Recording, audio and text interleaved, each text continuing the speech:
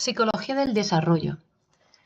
El objeto de estudio de psicología del desarrollo se centra en los cambios en la evolución en el comportamiento social, afectivo y cognitivo a lo largo de todo el ciclo vital.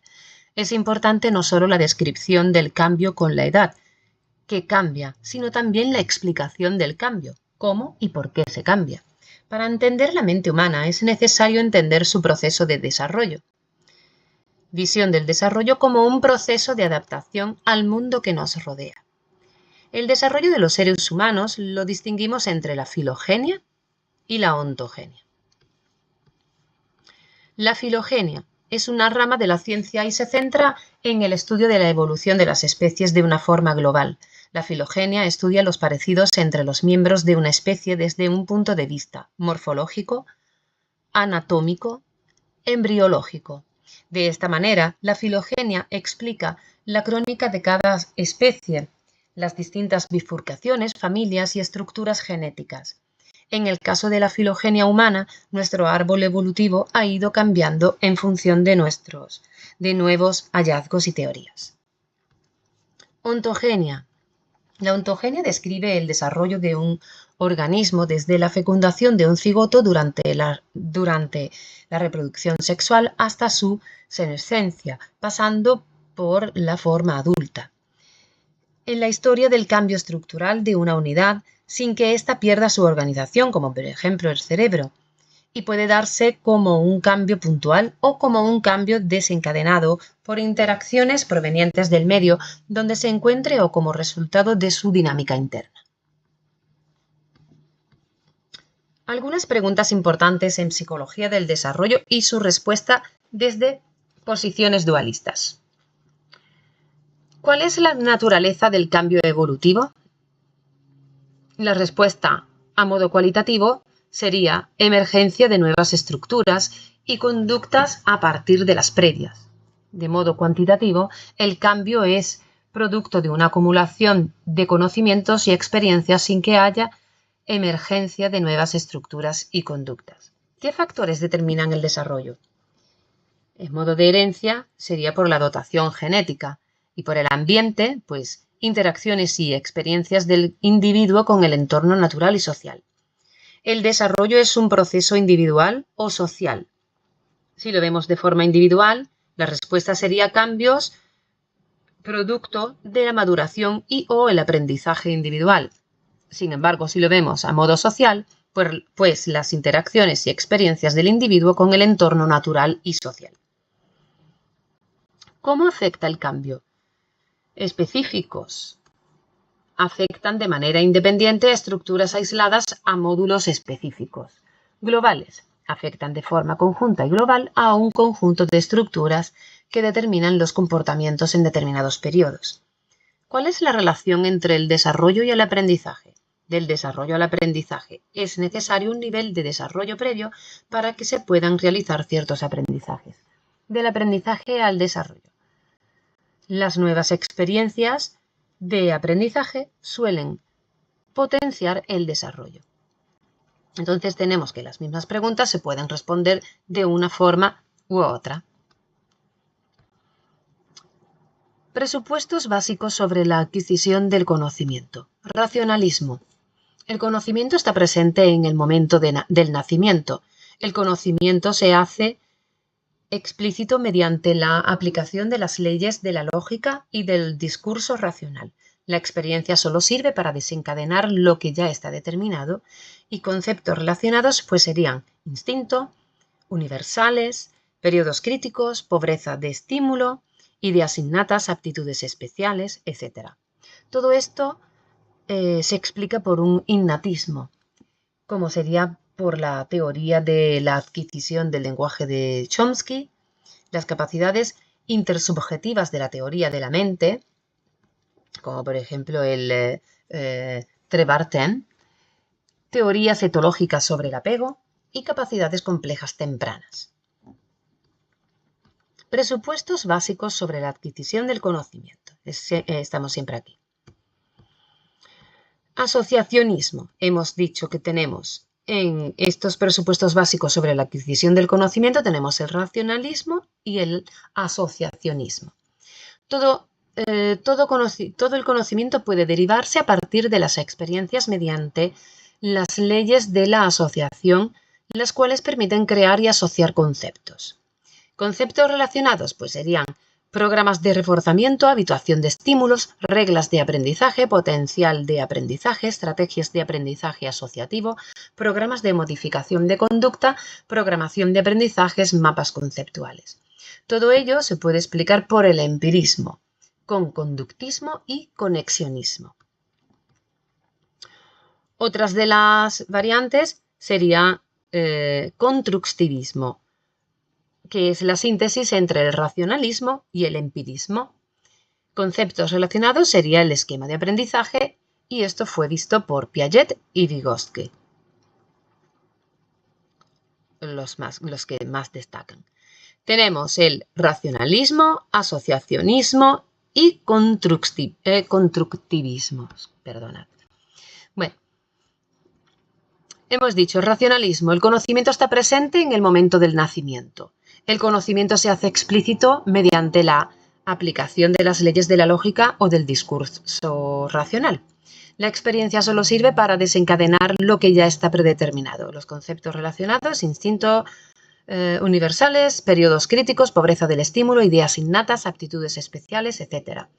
Esto se explica por el innatismo y hemos dicho que es la teoría sobre la adquisición del lenguaje de Chomsky, las capacidades intersubjetivas de la teoría de la mente, de Trevarten, teorías etológicas sobre el apego y las capacidades complejas tempranas. El asociacionismo, por otra parte, todo el conocimiento puede derivarse a partir de la experiencia mediante las leyes de asociación, las cuales permiten crear y asociar conceptos.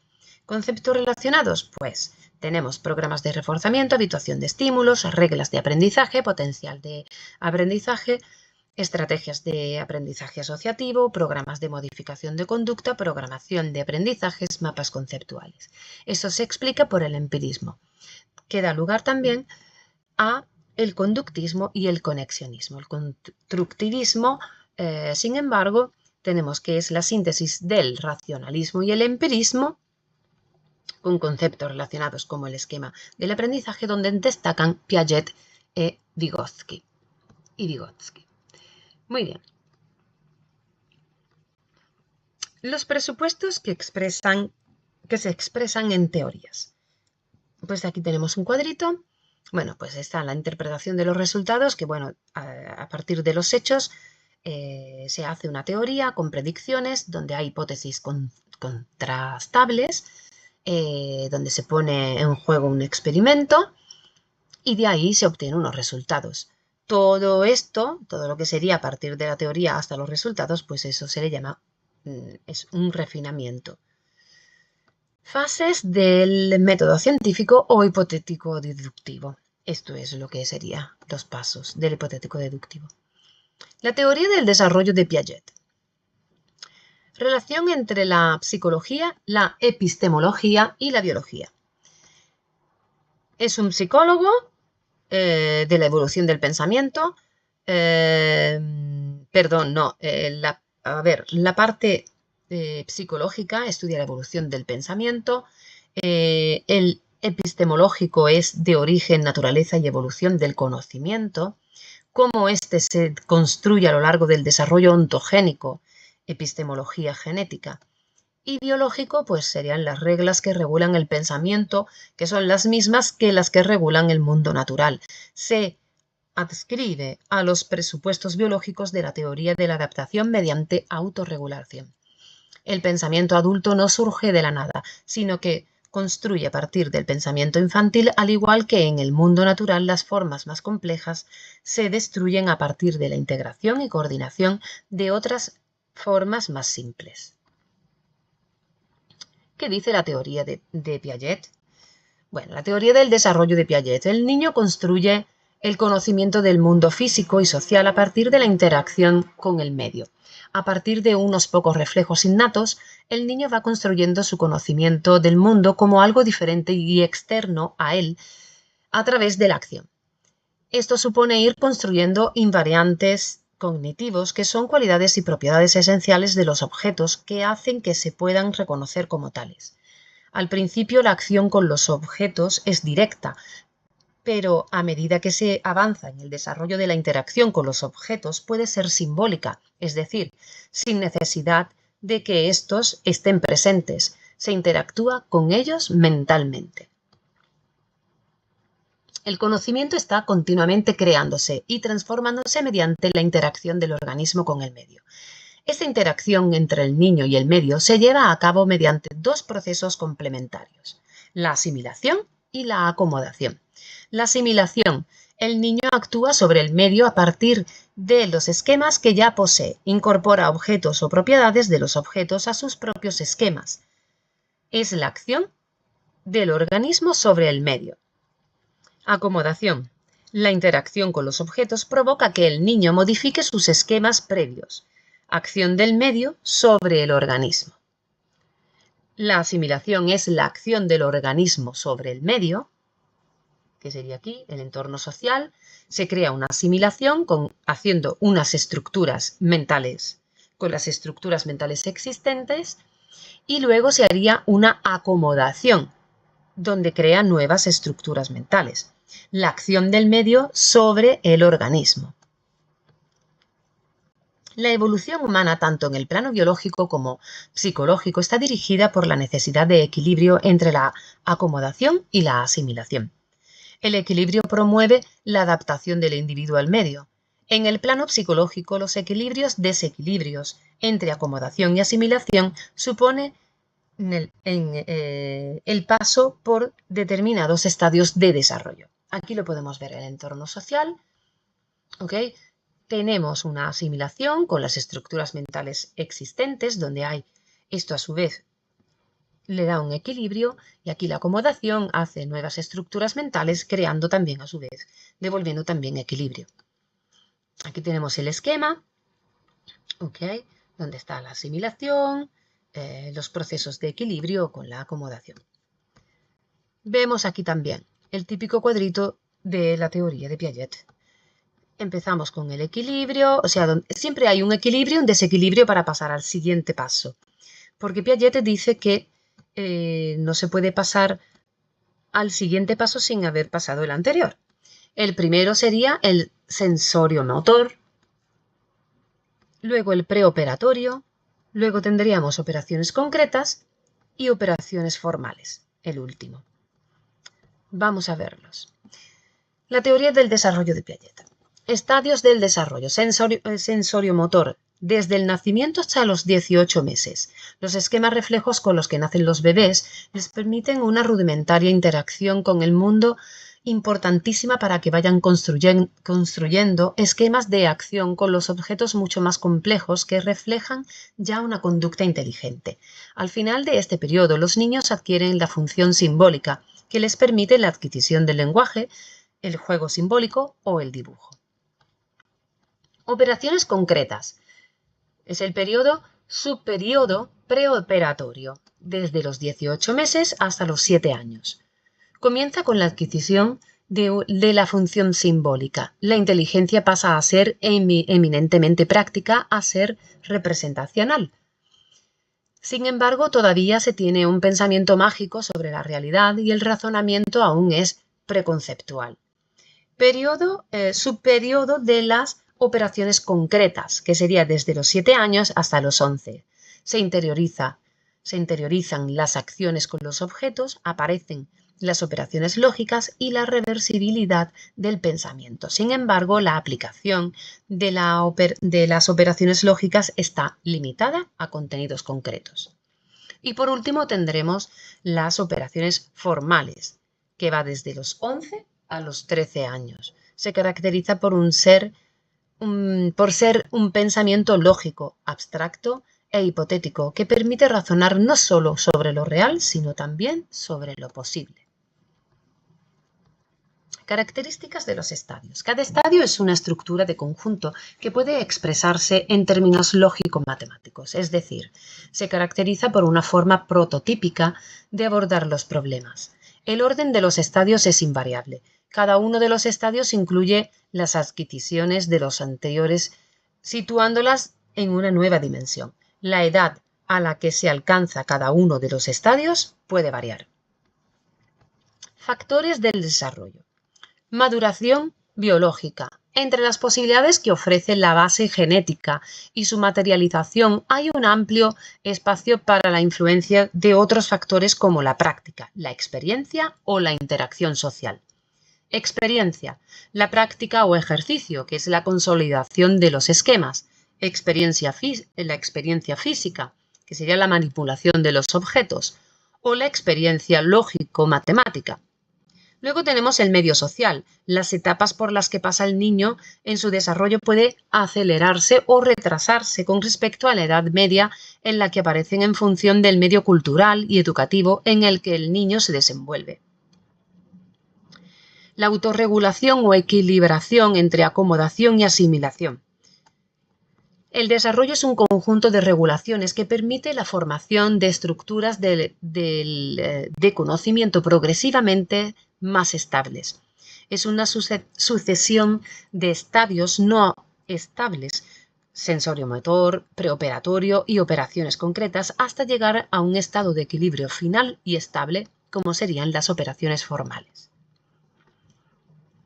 Implicaciones educativas de la teoría piagetiana. Relación entre aprendizaje y desarrollo. Lo que un niño puede aprender o comprender en un determinado momento depende del estadio de desarrollo cognitivo en el que se encuentre. El aprendizaje depende del desarrollo. En la práctica educativa encontramos varios puntos a destacar. No se debe tratar de enseñar a los alumnos contenidos que estén por encima de su nivel de desarrollo. Los profesores no deben intentar acelerar el desarrollo, sino centrarse en el dominio de las competencias específicas de cada uno de los estadios del desarrollo.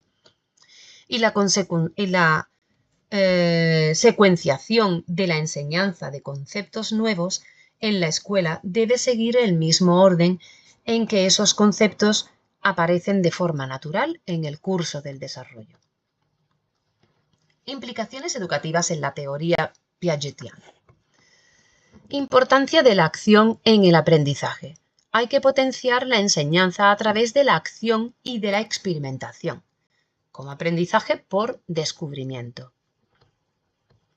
La interacción social es de mucha importancia, se da importancia de la confrontación de los puntos de vista del niño con los demás.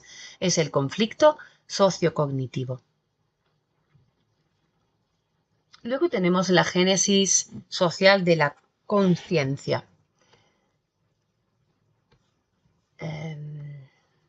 Donde tenemos, perspectiva genética y evolutiva. En el desarrollo ontogénico es un conjunto de cambios cualitativos responsables de la transición de las formas más elementales de pensamiento hacia formas más complejas. Pueden distinguirse dos líneas, la línea natural y la línea social. La línea natural, sujeta al control estimular y de los procesos madurativos. Es fundamentalmente un proceso individual y opera de forma independiente durante la primera infancia para pronto integrarse en la línea cultural. Línea cultural tiene lugar a través de la interacción social. A través de la interacción se adquieren herramientas culturales, signos, que permiten una mejor adaptación al mundo social. El interés por la génesis social de los procesos psicológicos superiores.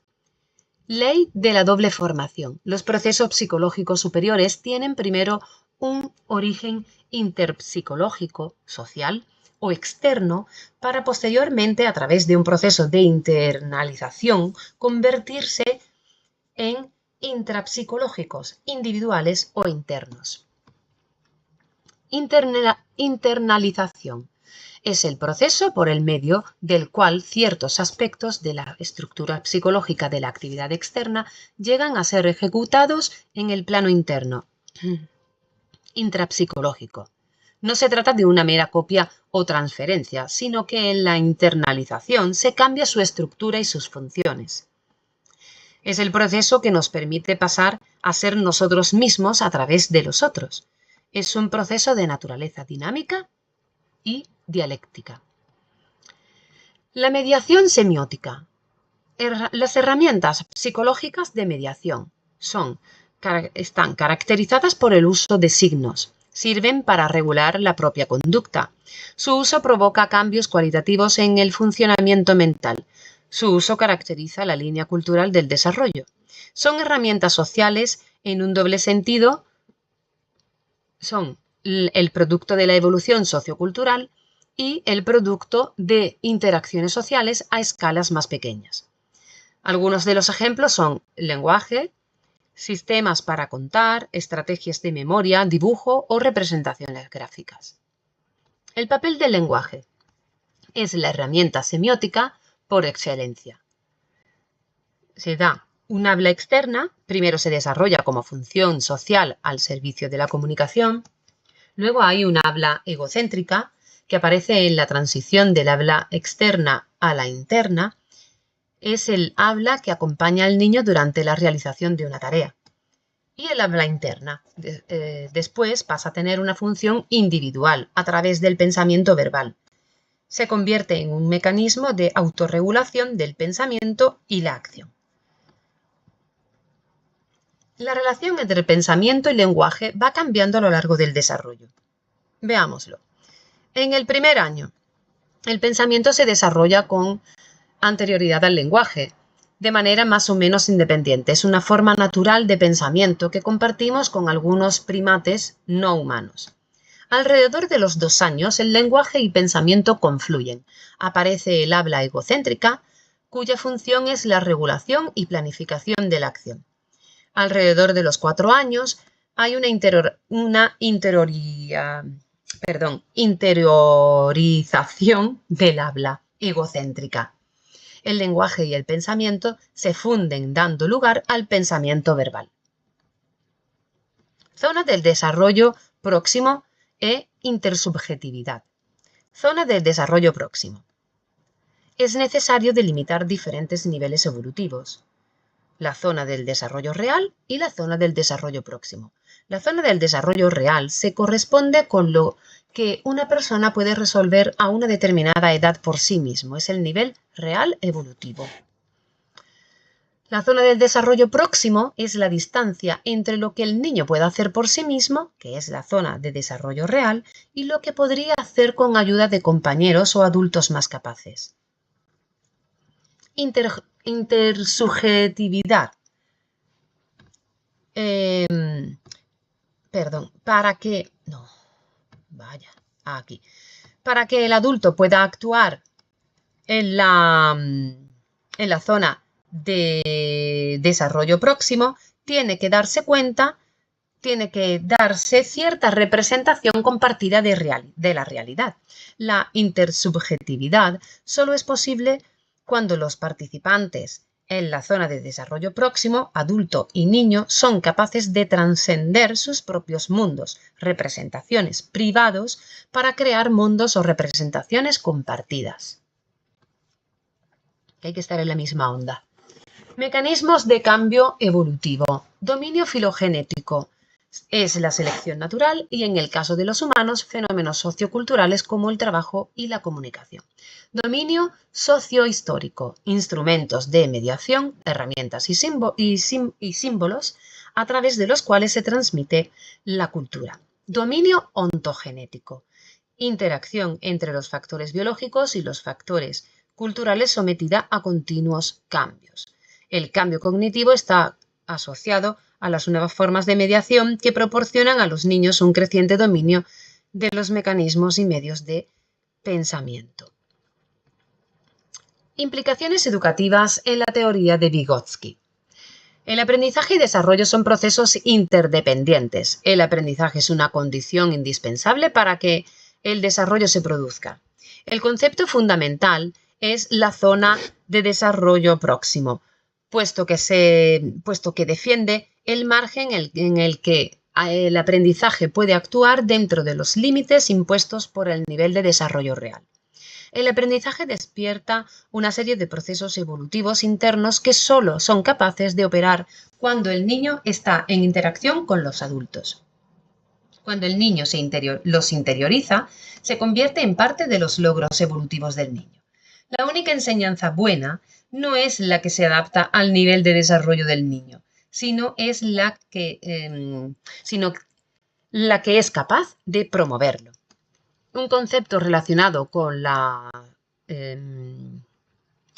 zona de desarrollo próximo es el andamiaje o escalonamiento progresivo de las ayudas que el adulto va dando al niño durante la realización de una tarea hasta que es capaz de realizarla por él mismo. Influencia de las instituciones culturales en el desarrollo. Hay un relativismo cultural. Trate de relacionar los conceptos evolutivo, desarrollo psicológico del ser humano desde el nacimiento hasta la muerte, y evolucionista, desarrollo de las especies humanas, con el resto de los conceptos que aparecen a continuación. O sea, trata de relacionar, ok. Ontogénico, filogenético, macrogenético con microgenético con macrogenético. La genética, génesis, con la genética de genes y en el campo biológico. Desfase horizontal con la vertical y la asimilación con la acomodación. Para ello es conveniente realizar los siguientes pasos. Buscar los conceptos en un glosario o en un diccionario especializado y el segundo paso sería relacionar los conceptos en función de su significado de forma gráfica, como por ejemplo realizando un mapa conceptual. ¿Cómo podría ser? Una cosa así, creando un mapa conceptual. Ontogénico, hay un desarrollo evolutivo. Aquí tendríamos que ir desarrollando el esquema, el mapa conceptual. Y aquí lo tenemos ya hecho. Vamos a ver, hay un desarrollo evolutivo. Esto sería bueno intentarlo hacer solos, ¿eh? Hay un desarrollo evolutivo donde hay una bifurcación del desarrollo evolutivo del individuo desde su nacimiento hasta su muerte y el desarrollo evolutivo de la especie humana. El desarrollo evolutivo del individuo desde su nacimiento hasta su muerte, pues tenemos que se puede distinguir el ontogénico, que el ontogénico a su vez distingue entre la genética, genes, solo desde las posiciones innatistas, o la genética, el origen, la preocupación por la génesis de las funciones psicológicas. Hay otras como la asimilación, acomodación, el desfase vertical, el desfase horizontal. Vemos que también se bifurca en microgenético y macrogenético, el microgenético como cambios a pequeña escala y macrogenético cambios a grande escala. El desarrollo evolutivo de la especie humana, sin embargo, se da lugar a una corriente evolucionista, donde vemos que es el filogenético y ya no el ontogénico, como vimos aquí, que es individual, ¿vale? Aquí, sin embargo, es evolucionista, entonces es filogenético, y el filogenético se divide entre la genética, génesis, o sea, genes, perdón, y la genética, el origen, la preocupación por el origen de la especie humana. Nos vemos en el tema 2.